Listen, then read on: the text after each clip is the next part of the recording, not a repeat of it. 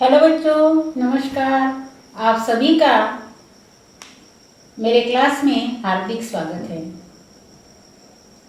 दिवाली के बाद आज हम अभ्यासक्रम शुरू करने जा रहे हैं। आज तक यानी दिवाली के पहले जो भी कोर्स हुआ है वो आप पढ़े होंगे और उतनी पढ़ाई आपकी हुई भी होगी। आज हम पाठ क्रमांक 8 ऊर्जा शक्तीचा जागर, लेखक है डॉक्टर रघुनाथ माशेलकर, इनका पाठ हम देखने जा रहे हैं। इस पाठ में क्या बताया गया है ये हम देखेंगे। ये जो पाठ है ये बहुत ही अच्छा पाठ है, बहुत ही संस्कारमय पाठ है ये। तो पाठ क्रमांक 8 ऊर्जा शक्तीचा जागर। इसमें ऊर्जा शक्ति का मतलब है कि हमारे अंदर जो शक्ति है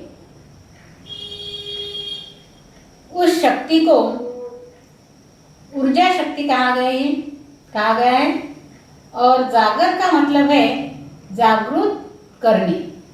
तो इस प्रकार पाठ के शीर्षक में भी बहुत सारा अर्थ भरा हुआ है। तो अभी हम लेखक का परिचय देखते हैं। डॉक्टर रघुनाथ माशेलकर, जन्म 1943, आंतरराष्ट्रीय ख्यातीचे ज्येष्ठ वैज्ञानिक, ग्लोबल रिसर्च अलायन्सेसचे अध्यक्ष, रॉयल सोसायटी लंडनचे फेलो, वैज्ञानिक व औद्योगिक संशोधन संस्थेचे अध्यक्ष या नात्याने संस्थेच्या कार्याची व्याप्ती वाढवण्यात त्यांचे मोलाचे योगदान आहे। पद्मभूषण या पुरस्काराने सन्मानित, त्यांची शोध नव्या भारताचा, पंचशील नव्या युगाचे, timeless inspirator, Tilak in our times, inventing India इत्यादी पुस्तके प्रकाशित आहेत। भारतातील मूलभूत प्रश्न सोडवण्यासाठी बौद्धिक क्षमतेच्या आधारे ज्ञानाचे अर्थपूर्ण नियोजन करणारे डॉक्टर रघुनाथ माशेलकर आघाडीचे भारतीय शास्त्रज्ञ आहेत।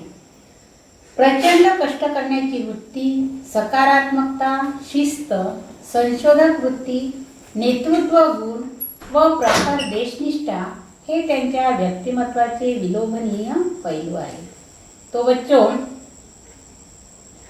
डॉक्टर रघुनाथ माशेलकर ये भारत के बहुत बड़े वैज्ञानिक हैं और इनको पद्म भूषण इस पुरस्कार से सम्मानित भी किया गया है। बहुत सारी लेखन संपदा है और इसके जो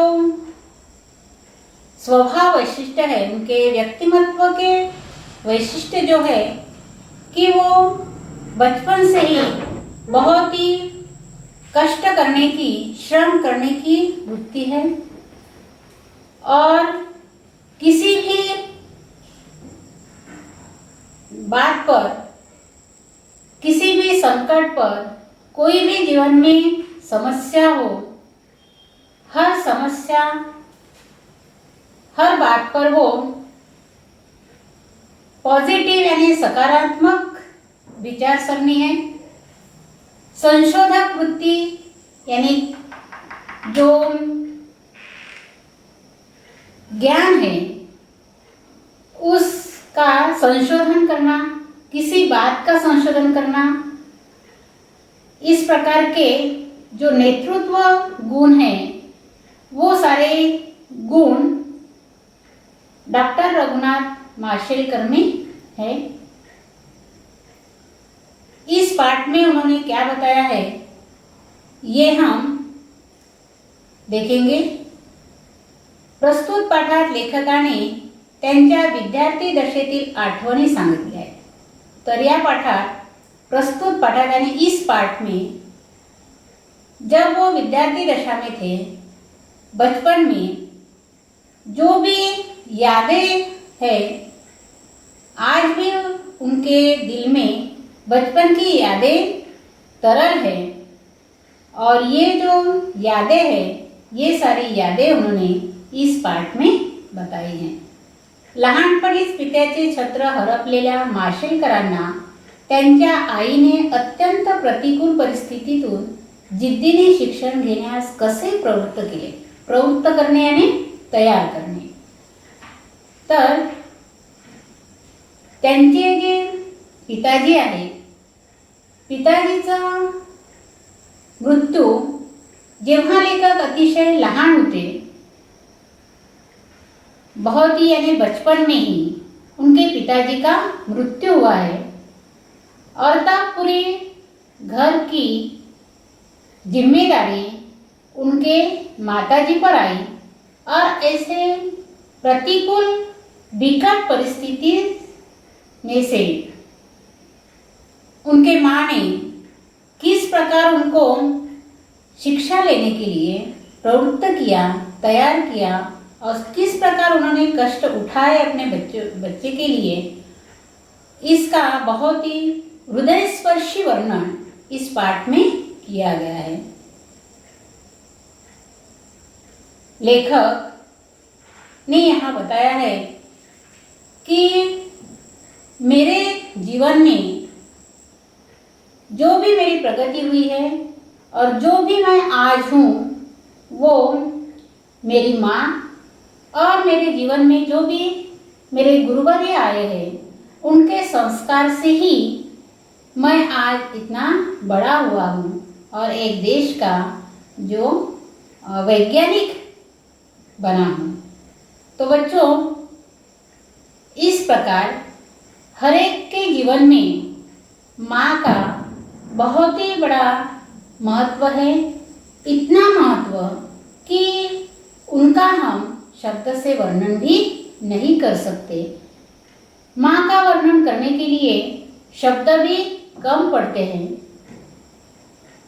इतना महत्व हमारे जीवन में अपने माँ का होता है। और दूसरी बात कि अपने गुरु जो है वो माँ के बाद जो हमें मिलते हैं वो अपने गुरु होते हैं। इसीलिए माँ को अपने जीवन की सबसे पहली गुरु, सबसे पहली शिक्षिका कहा जाता है। जब हम स्कूल में जाते हैं तो हमारा संबंध अपने गुरुवर्य से होता है। वो भी हमें जो पढ़ाते हैं, जो हमें शिक्षा देते हैं, जो हमें संस्कारित करते हैं, उस संस्कार के बल से हम अपने जीवन में बनते हैं। हर एक किसी को ये माँ और गुरु ये दोनों ही मिलते हैं, लेकिन जो भी व्यक्ति इनका, इस संस्कार का पूरा फायदा उठाता है और संस्कार को आत्मसात करता है, उनके शिक्षा के अनुसार चलने का प्रयास करता है, वो अपनी जिंदगी में, अपने जीवन में सफलता पाता ही है। तो इस प्रकार लेखक की जो परिस्थिति थी वो बहुत ही विकट यानी बहुत ही हलाखी की बड़ी परिस्थिति थी, बहुत प्रतिकूल परिस्थिति थी। और ऐसे परिस्थिति में उनके माँ ने हिम्मत न हारते हुए अपने बच्चों को पढ़ाया है और एक भारत का सुविद्य, एक महान वैज्ञानिक बनाया है। तो इस प्रकार लेखक ने इस पाठ में अपने माँ ने किस प्रकार कष्ट उठाए और खुद को भी किस प्रकार किस किस समस्या को हमें समस्या का हल करना पड़ा, ये सारी बातें इस पाठ में लेखक ने बताया है। तो चलते हैं हम पाठ समझ लेते हैं। देखो बच्चों, शाळा आणि शिक्षक असा विषय निघाला की मला माझी मुंबईतील शाळा आणि शालेय जीवनातील शिक्षकांची आठवण येते। लेखक कहते हैं कि मैं अभी वैज्ञानिक हूँ, अच्छा पढ़ा लिखा हूँ, अच्छे पद पर हूँ, समाज में बहुत मान सम्मान मिला है, शासन ने मेरा बहुत सम्मान भी किया है, फिर भी मैं मेरे जीवन के बचपन के दिन भूल नहीं सकता। बचपन की जो यादें हैं वो भूल नहीं सकता। जब भी मुझे थोड़ा वक्त मिलता है तभी मैं अपने भूतकाल की सारी बातें याद करता हूँ, याद आते ही है।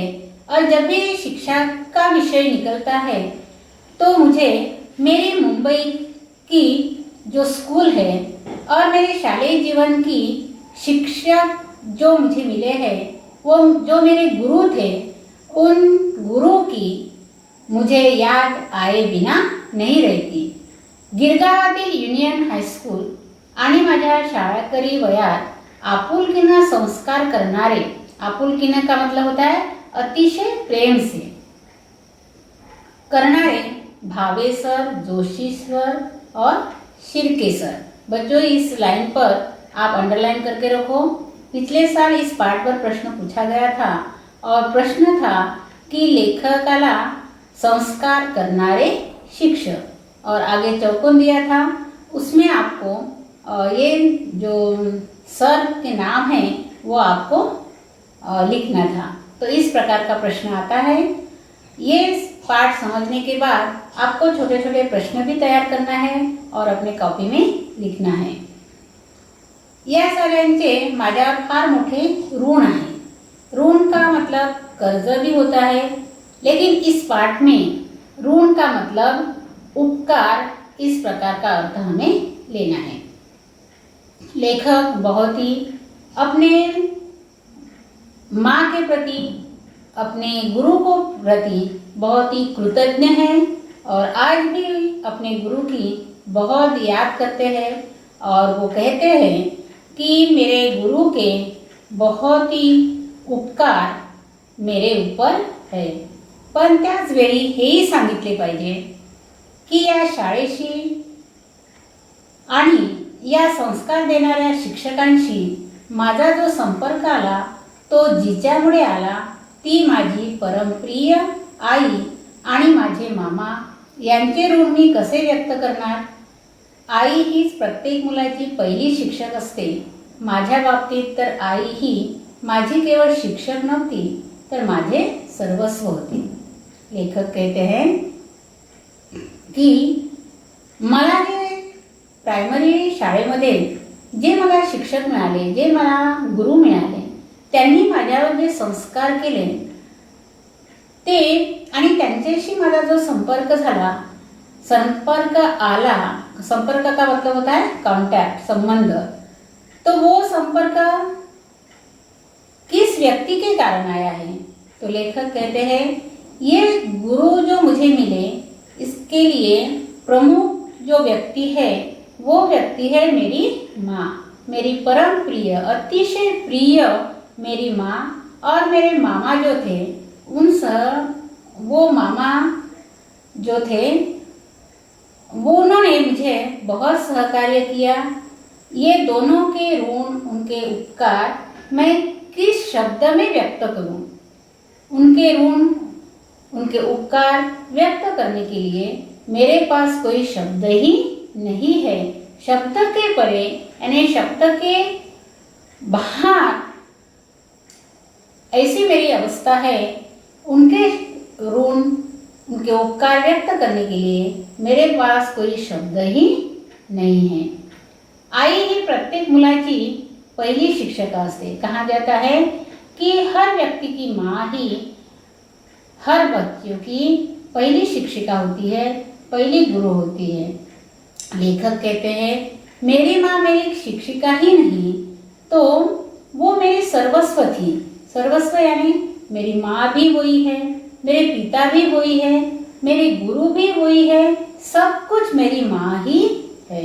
इस प्रकार लेखक अपने माँ का वर्णन करते हैं, माँ के उपकार वो मानते हैं।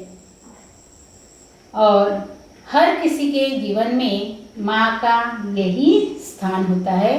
तो बच्चों, इस पाठ पर आपको माझी आई इस प्रकार का निबंध आपको तैयार करना है, क्योंकि निबंध आपको 10 नंबर का आएगा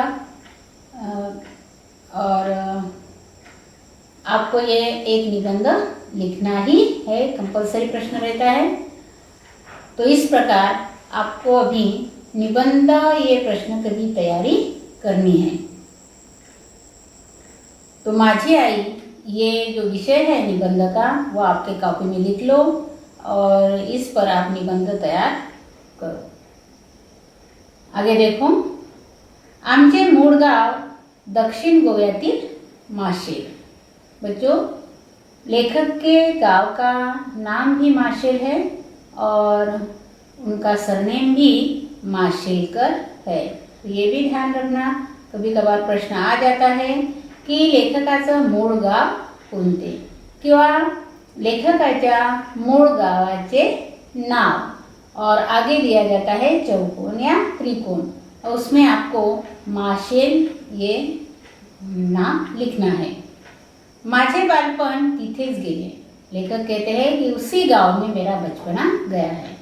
माझे मामाही याच गावातले। तिथल्या एका मैदानावर खेळल्याच्या आणि पिंपळकट्ट्यावर बसून निवांतपणा अनुभवल्याच्या पुसटशा आठवणी माझ्या मनात अधूनमधून वाऱ्याच्या लहरीसारख्या येत असतात। हम कितने भी बड़े हो गए, लेकिन बचपन के जो भी यादें हैं वो यादें हम कभी भूल नहीं सकते। उसी प्रकार लेखक भी कहते हैं कि मेरा बचपना उसी गांव में गया, माशेल में।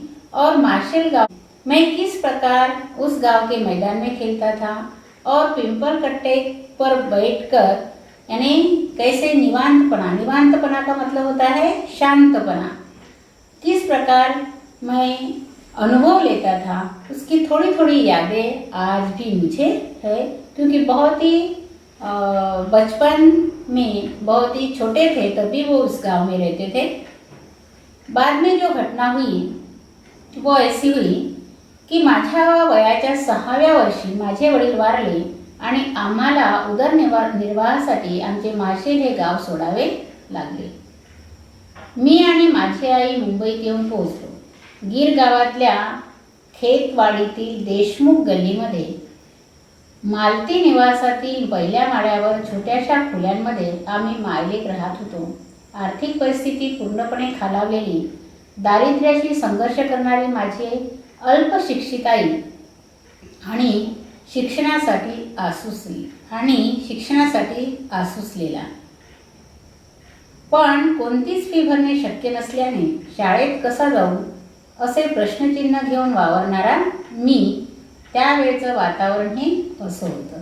लेखक अपनी परिस्थिती बता रहे हैं इसमें की लेखक म्हणतात की मी फक्त जेव्हा 6 वर्षाचा होतो तेव्हा माझे वडील वारले आणि संसाराचं पूर्ण जबाबदारी माझ्या आईवर येऊन पडली। तेव्हा आपला उदरनिर्वाह करण्याकरता, पोट भरण्याकरिता माझ्या आईने माशेल हे गाव सोडलं आणि मामा जिथे मुंबईला राहायचे त्या ठिकाणी मामाच्या सहाय्याने राहण्याकरिता मुंबईला आम्ही आलो। तेव्हा मात्र आम्ही खेतवाडीतील देशमुख गल्लीमध्ये मालती निवासातील एक पहिल्या माळ्यावर आम्ही दोघं मायलेक तिथे राहत असू। परिस्थिती फारच खालावलेली होती, आर्थिक परिस्थिती, जवळ काहीही पैसे नव्हते आणि दारिद्र्याशी संघर्ष करीत असणारी माझी आई, अशा प्रकारचं जीवन माझ्या आईचं आणि त्या ठिकाणी माझं होतं। आणि शिक्षणाची मला फारच ओढ होती, आवड होती। आसुसलेला म्हणजे आवड असणे, खूप आवड असणे, मला शिक्षणाची खूप आवड होती। पण मात्र ॲडमिशन घेण्याकरिता, शिकण्याकरिता एकही पैसा माझ्याकडे, माझ्या आईकडे नव्हता आणि म्हणून मी शाळेत फी कशी भरावी आणि मी शाळेत कसा जावा, मी कसा जाऊ शाळेत, असे अनेक अनेक प्रश्न लेखकांच्या मनामध्ये येत असत. आणि अशा प्रकारचं अतिशय प्रतिकूल वातावरण त्यावेळेस लेखकाचं होतं. पण माझ्या आईने धीर सोडला नाही. धीर म्हणजे हिंमत. लेखक म्हणतात, एवढी सारी विपरीत परिस्थिती असताना सुद्धा माझ्या आईने मात्र बिलकुल हिंमत सोडली नाही. ती खचली नाही. ती डगमगून गेली नाही की मी आता काय करणार, माझ्या मुलाला मी कसं शिकवणार. तर अशा प्रकारची हिंमत न हारता ती मात्र वेगवेगळी कष्टाची कामं करत होती.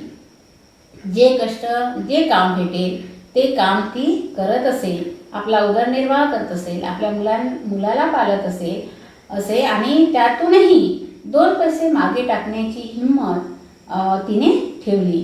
त्यातच माशेलहून मुंबईत आलेले माझे मामाही मदतीला होते.